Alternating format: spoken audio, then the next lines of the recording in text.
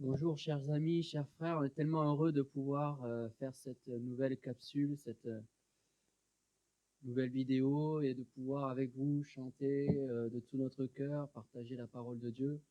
Je crois qu'au travers encore de ce moyen inhabituel, Dieu va nous bénir, va nous parler richement, puissamment et vraiment simplement j'ai envie de vous entraîner avec nous à chanter ce chant qui nous dit « Vers toi Seigneur, j'élève ma voix ». À qui d'autre qu'à Jésus vraiment élever nos voix, élever nos cœurs dans ce temps un peu troublé. Vers qui d'autre se tourner quand on a besoin de paix. Je crois qu'on veut juste passer du temps au pied du Seigneur. On y va ensemble?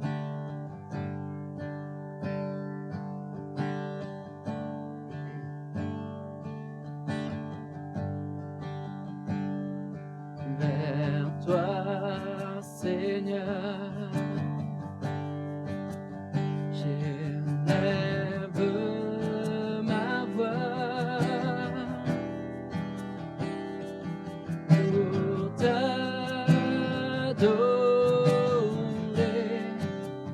mon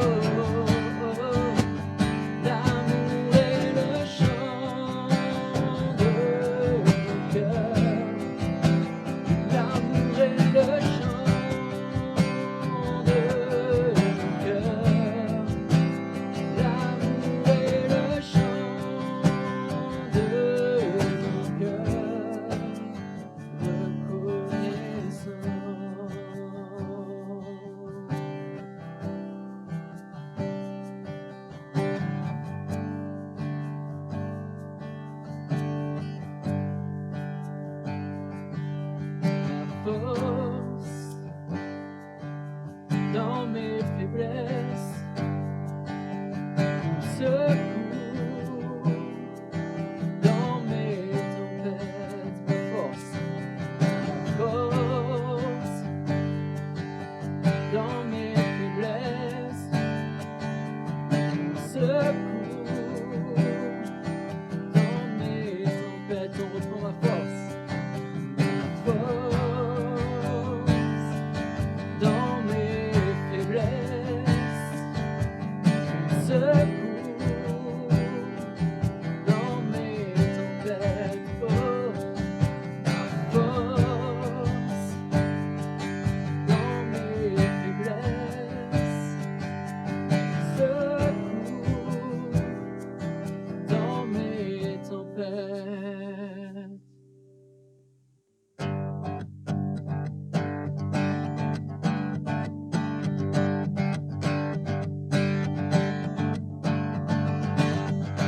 Oh Dieu, tu m'appelles à te suivre et fonder ma vie sur toi.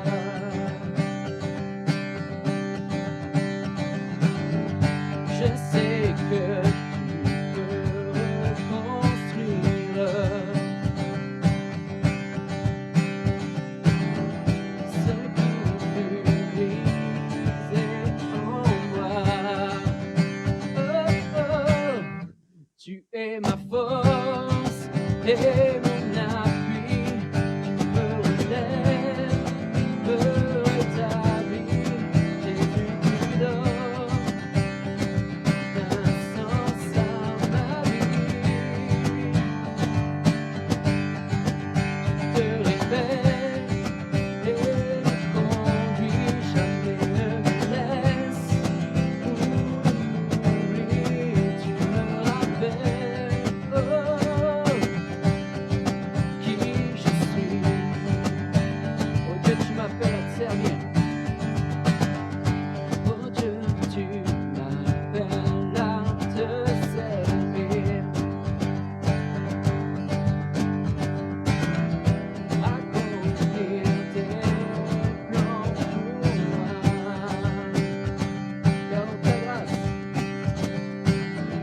vers dans ta grâce, tu peux m'assurer. Me façonner comme toi. Tu es ma force, tu es ma force et mon appui. Tu me relèves, me rétablis. Jésus, tu donnes un sens à ma vie.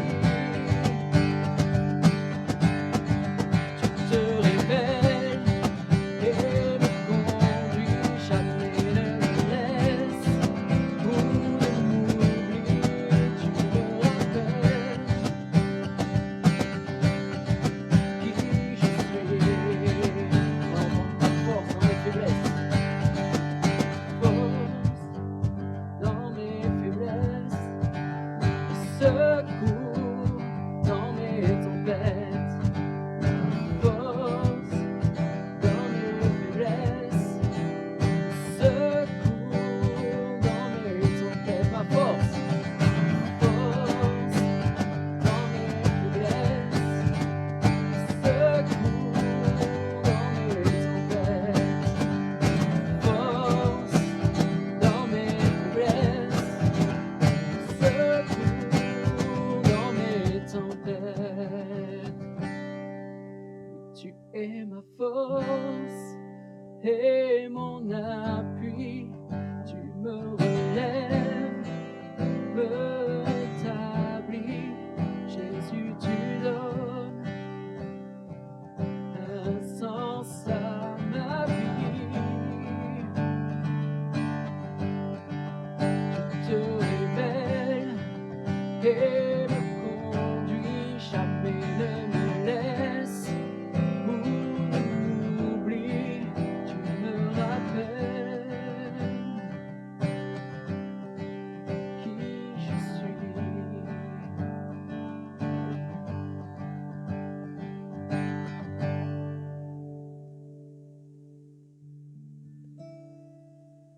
cette période qui est un peu troublée avec toutes ces dispositions face au virus et tout ça, c'est vrai qu'on peut peut-être se laisser troubler, se laisser déstabiliser. Et j'avais juste envie de poursuivre avec vous, avec ce chant qui nous dit « Tu es ma paix ». Je sais que dans mes moments de tempête, dans mes moments de difficulté, lorsque je m'appuie en Jésus, il m'accorde cette paix surnaturelle et il me permet de traverser les obstacles en toute sécurité. Même si des fois les circonstances ne changent pas, il reste là à mes côtés. Et j'ai vraiment envie de partager ce chant avec vous qui regardez ce post. Vraiment, j'ai envie de vous encourager à le chanter avec nous. Déclare ça dans ton salon. Jésus, tu es ma paix. Et vraiment, tu vas vivre quelque chose d'extraordinaire. Je crois que le Seigneur va te bénir au travers de ça. On y va ensemble.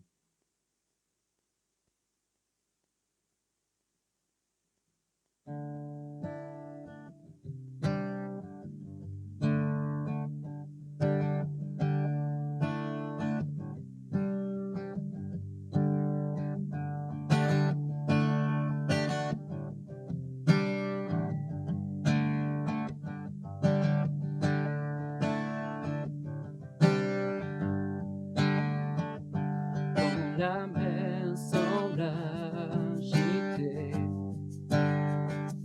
quand les flots veulent m'inonder, je ne sais plus où aller. Dans la tempête, tu es ma paix, tu es ma paix.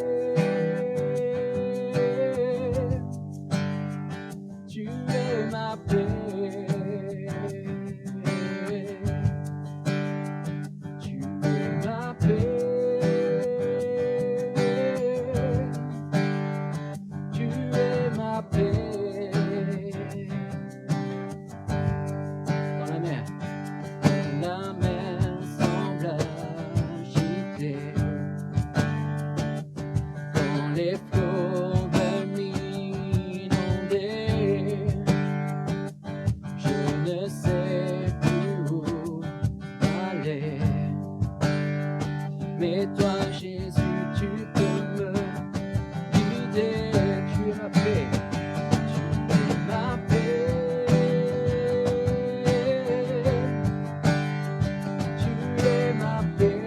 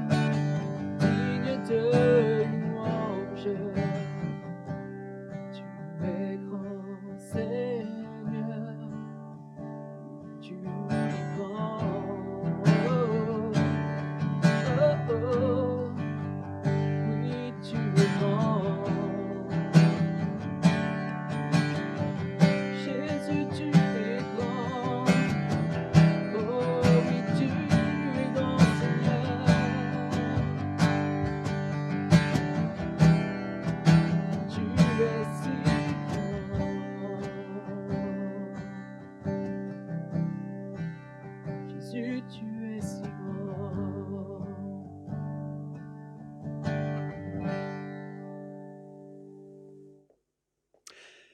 Voilà, quelle joie de passer ces moments bénis dans la bonne présence du Seigneur. Nous nous retrouvons une fois de plus et eh bien, écoutez, on va continuer, hein, on va continuer dans, cette, thématique, d'encouragement, qui nous montre que la volonté de Dieu, sera toujours de nous bénir, de nous faire aller plus loin et de victoire en victoire. Alors, cette thématique ne se trouve pas que dans le Nouveau Testament, mais aussi dans l'Ancien Testament. C'est tout au long des récits bibliques, nous retrouvons cette, vérité. Et donc pour ce matin, je propose que nous prenions un exemple, de l'Ancien Testament, un personnage, d'importance majeure, en la personne de Joseph. Et je voudrais introduire donc, ce message par, simplement la lecture de quelques versets. C'est dans le livre de la Genèse, au chapitre 49 et à partir du verset 22, jusqu'au verset 24. Alors pour, camper le contexte, nous trouvons, le patriarche Jacob, qui arrive vers, la fin, de sa vie et il rassemble, tous ses fils et sur chacun d'entre eux, il prononce une parole, qui a du poids, et voici les paroles, que Jacob va prononcer, au sujet de son fils Joseph. Joseph est le rejeton d'un arbre fertile, le rejeton d'un arbre fertile près d'une source. Les branches s'élèvent au-dessus de la muraille. Ils l'ont provoqué, ils ont lancé des flèches, les archers l'ont poursuivi de leur haine, mais son arc est demeuré ferme et ses mains ont été fortifiées par les mains du puissant de Jacob. Amen. Quelle parole remarquable. Et en effet, si nous lisions les chapitres nombreux qui nous relatent la vie de Joseph, cette image convient parfaitement. C'est sur cette image que Jacob emploie que nous voulons développer quelques réflexions. Imaginez donc un arbre près d'une source, et puis de cet arbre sort un rejeton d'une apparence insignifiante, fragile, et puis ce rejeton nous surprend parce qu'il se développe, il va plus haut, de plus en plus haut, et à côté de cet arbre, un mur, une muraille. Mais la santé qui est dans cet arbre est telle que les branches de l'arbre vont dépasser en envergure la hauteur de la muraille et vont ainsi surmonter l'obstacle que cela représente. C'est autour de cette pensée que ce message va graviter. Chers amis, j'aimerais vous rappeler de tout mon cœur que la volonté de Dieu est de nous bénir. Il n'y a absolument aucun doute à avoir sur ce sujet. Dieu veut le salut, Dieu veut le bonheur. Dieu ne veut pas l'échec, mais la réussite. Dieu ne veut pas la défaite, mais il veut la victoire. Dieu veut bénir, sans distinction. Il veut pour chaque être humain le meilleur, comme il l'a révélé pour ce jeune homme, cet adolescent qui était Joseph. Dieu veut nous bénir, cependant, il faut que nous en soyons avertis. Sur le chemin qui nous mène à sa bénédiction, nous rencontrerons des murs.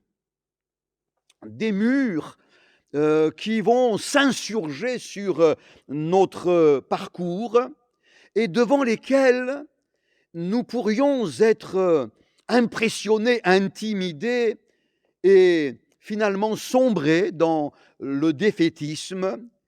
La vie de Joseph a été jalonnée de murs, de circonstances et d'événements qui ont brusquement barré sa route.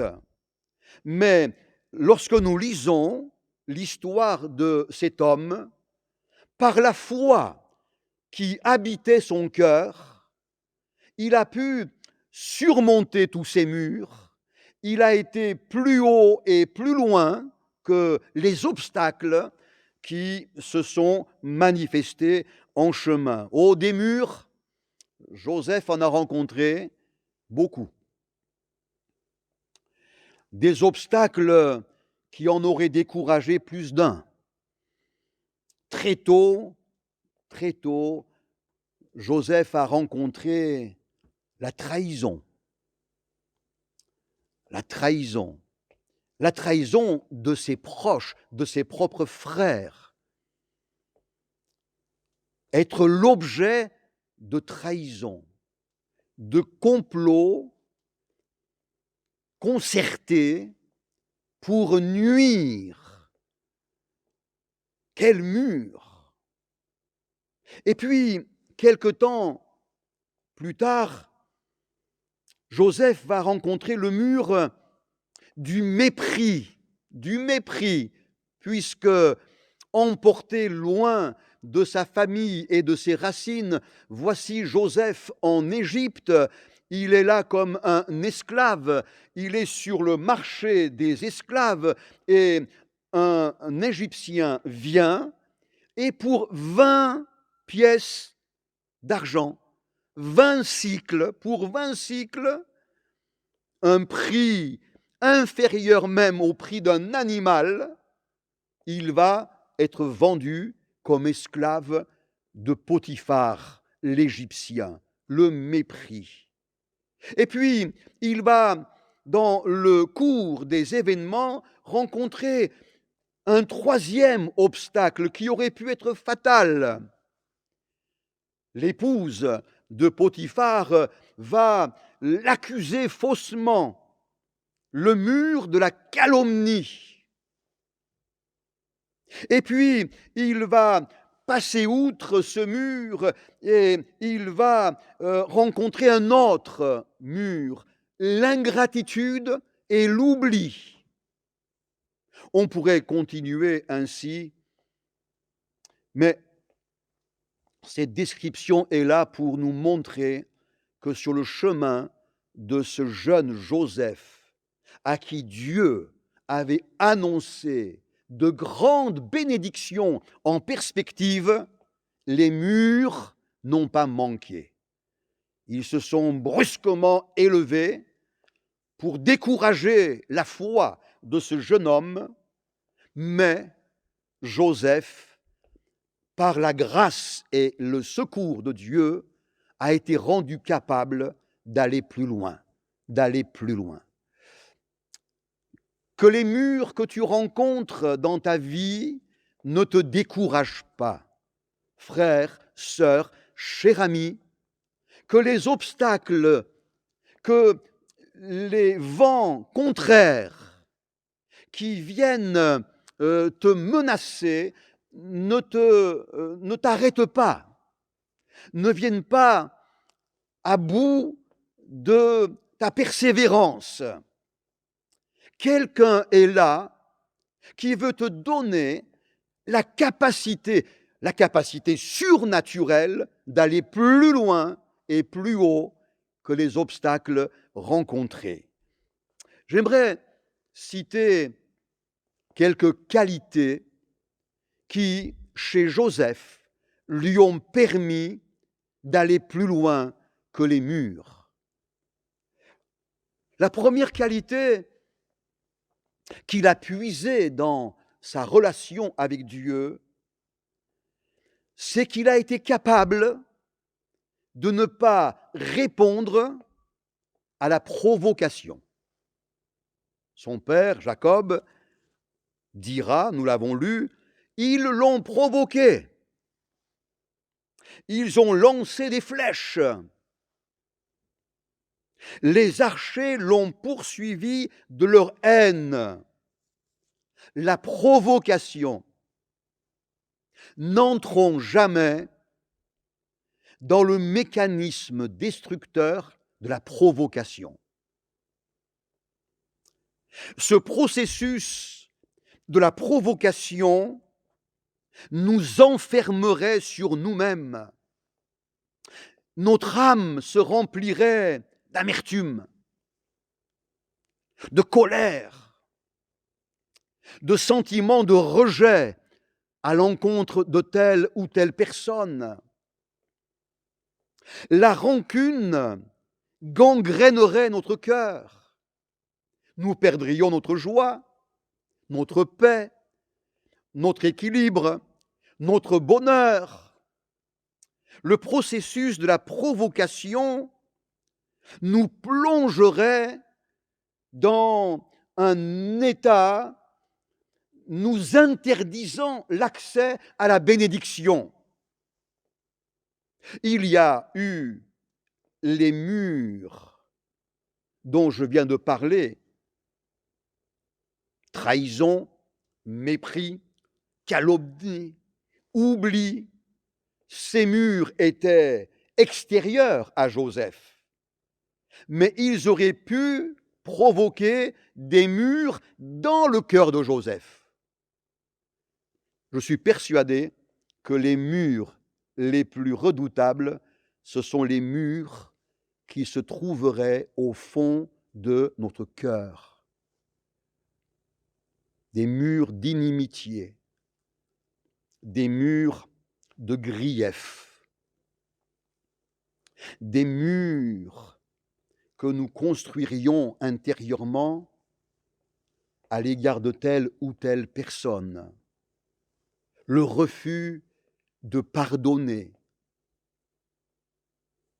à telle personne qui nous a offensés, rabaissés, humiliés. Le refus d'aimer, le refus de bénir, tel que Jésus disait, bénissez, bénissez et ne maudissez point. Ce sont là des murs qui, dans nos cœurs, nous empêcheraient d'entrer dans la perspective que Dieu a pour nous de nous bénir abondamment. Mais Joseph n'est pas entré dans ce processus de la provocation. Il a pardonné à ses frères, il a pardonné à ses accusateurs, il a pardonné à ceux qui l'ont récompensé par l'ingratitude, il a pardonné généreusement, et quand on pardonne, on est soi-même béni et heureux. Pardonner, c'est l'une des victoires les plus décisives que nous pouvons vivre. La seconde qualité de Joseph, vous l'avez remarqué, il nous est parlé de cet arbre qui est près d'une source. Et nous comprenons que les racines de cet arbre, la partie cachée, les racines de cet arbre ont puisé dans cette source rafraîchissante une vitalité qui a permis la croissance de cet arbre. Cette image nous parle de notre vie personnelle avec le Seigneur. Rien ne pourra remplacer ta relation personnelle avec Jésus, ton Sauveur et ton Seigneur.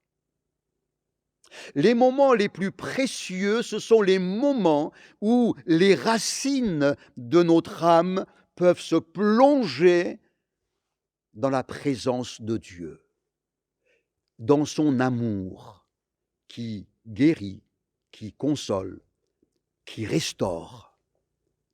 Lorsque nous prenons le temps de jouir de la présence bienfaisante du Seigneur. C'est pourquoi Jésus a enseigné la prière et a dit, lorsque tu pries, eh bien, entre dans ta chambre, ferme la porte et prie ton Père qui est là, comme une source vivante, qui va rafraîchir, régénérer, vivifier notre être intérieur. Jésus lui-même puisait dans la prière, dans sa connexion avec son Père céleste, la puissance qui caractérisait son ministère, son service. C'est là la seconde qualité chez Joseph, sa relation personnelle avec son Dieu, abandonné des hommes, menacé même par certains, mais en relation permanente avec son Dieu. La troisième qualité que j'aimerais mentionner concernant Joseph, c'est qu'il avait compris par la révélation de Dieu qu'il était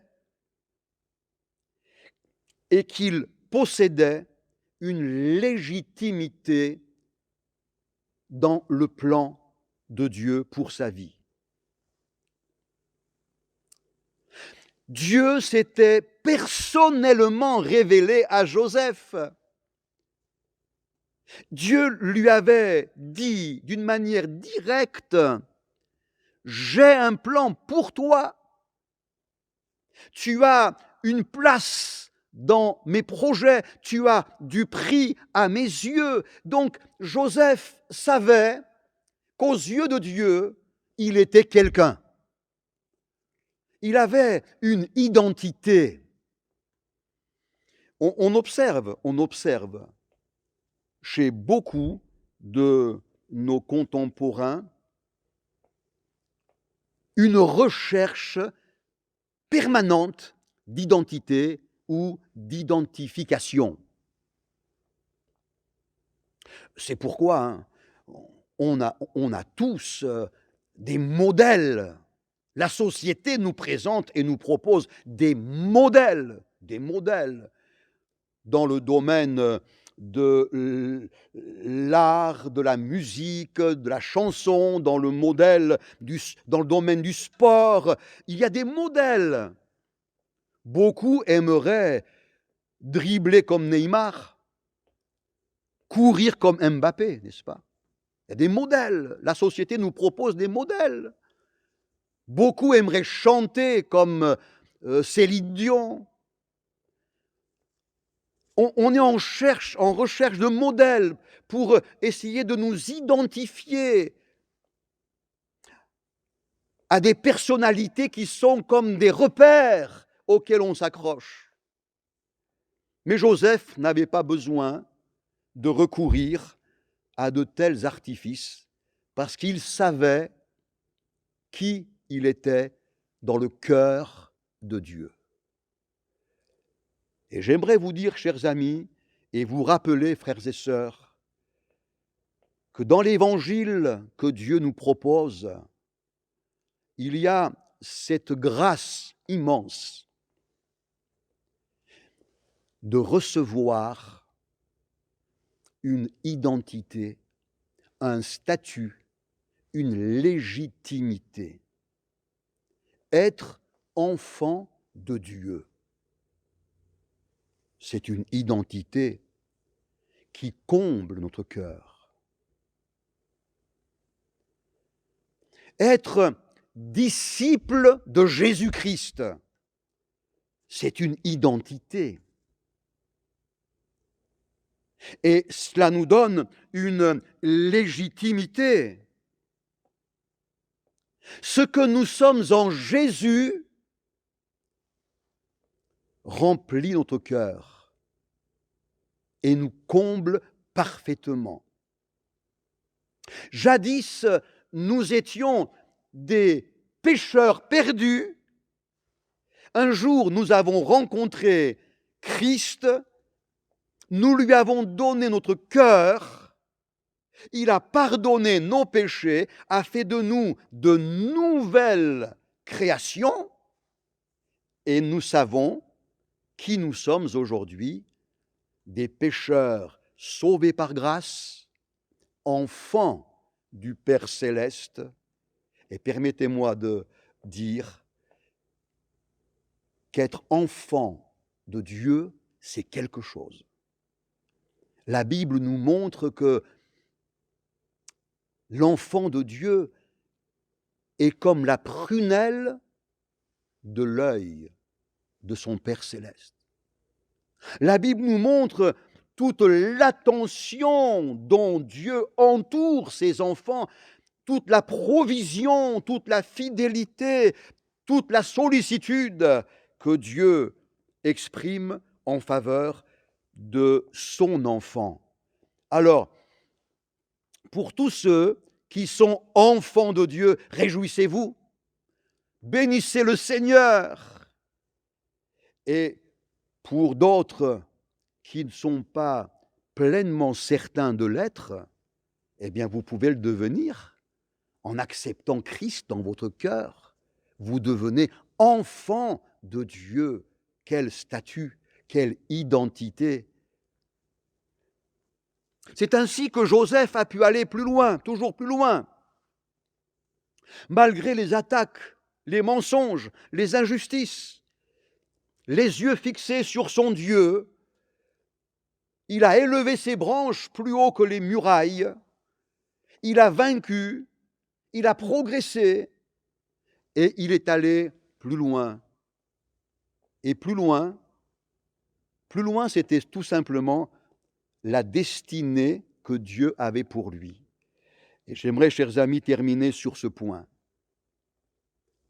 Dieu voulait faire de Joseph un homme par le moyen duquel tout l'empire égyptien allait être préservé de 7 années de famine. Joseph, de par la sagesse que Dieu lui a donnée, a été un administrateur de l'empire de l'Égypte, de manière à pourvoir de la nourriture à toute cette population. Il est devenu un moyen de procurer une nourriture. Bien plus tard, dans le ministère de Jésus, nous retrouvons un scénario similaire lorsque devant 15 000 personnes environ, affamés, défaillants, affaiblis, Jésus se tourne vers ses disciples et il leur dit « Donnez-leur vous-même à manger ». Frères et sœurs, l'Église est appelée à proposer à toute une société défaillante la nourriture, le bon pain de l'Évangile. Notre destinée sur terre, c'est d'apporter abondamment, avec amour et gratuitement, ce message de l'amour de Dieu pour l'humanité. Faire connaître à nos contemporains que Jésus-Christ est le seul espoir, que Jésus peut régler leurs problèmes, changer leur vie, changer leur cœur, combler leur être. Oui, l'Évangile, la parole de Dieu, est comparée à du pain, un pain succulent, un pain qui apporte la vie, l'espérance, la vigueur. C'est l'Évangile de Jésus-Christ. Et Dieu nous destine à être des distributeurs de ce pain. des dispensateurs de l'Évangile, alors que les murs que tu rencontres ne t'arrêtent nullement. Par la puissance du Saint-Esprit, tu vas aller plus loin que tes murs. Ton âme a été peut-être égratignée, blessée. Tu as été déçu dans tes relations. Tu as été peut-être trahi. Que ces murs disparaissent ce matin. Que l'Esprit de Dieu visite ton âme, te fasse du bien.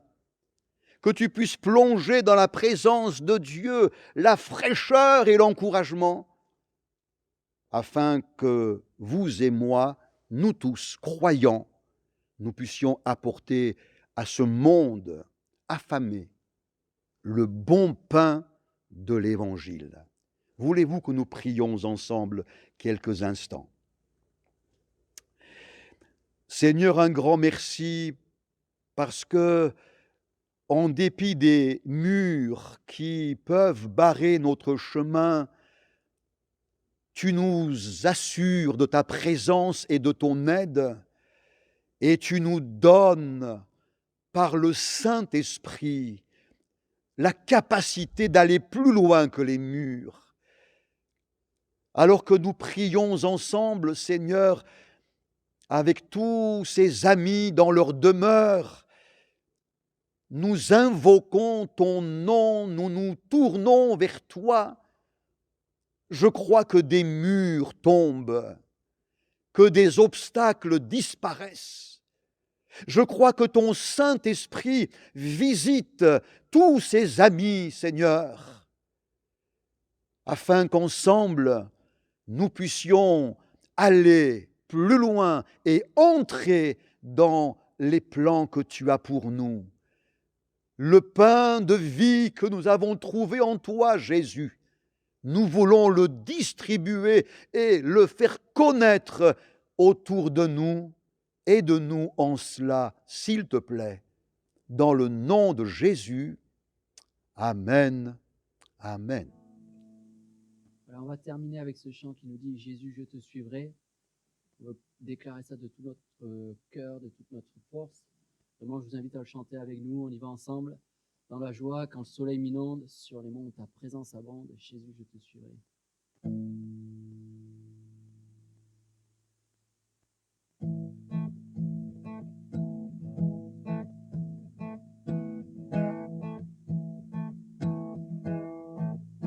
Dans la joie, quand le soleil m'inonde, sur les monts, ta présence abonde. Oh. Jésus, je te suivrai. Dans la peine, quand mon âme sombre, dans la vallée du deuil et de l'ombre. Oh. Jésus, je te suivrai. Tu es mort, car tu es mort pour moi. Oh, je vivrai pour toi. Oh, tu t'es offert sans rien garder. Tu as souffert pour nous sauver.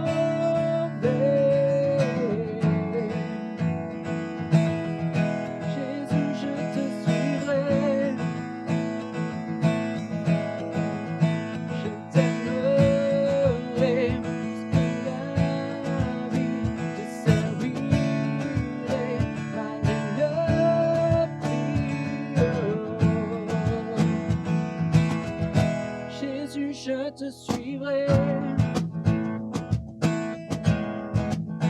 Confiant quand ma foi est profonde, dans le doute quand ma paix semble fondre. Jésus, je te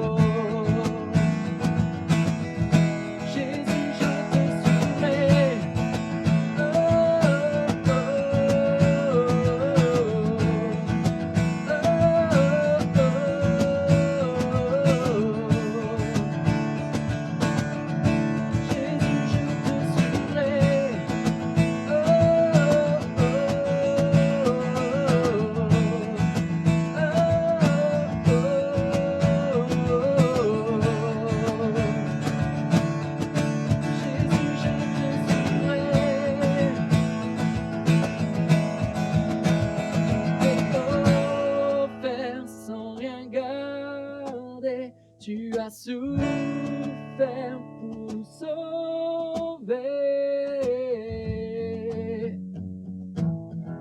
Jésus, je te suivrai. Je t'aimerai jusqu'à la vie. Je servirai malgré la pluie. Jésus, je te suivrai. Oh, oh,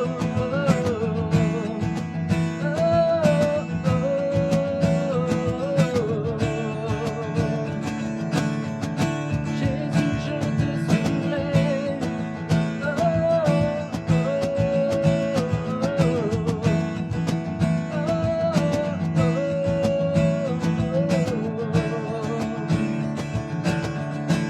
Jésus, je te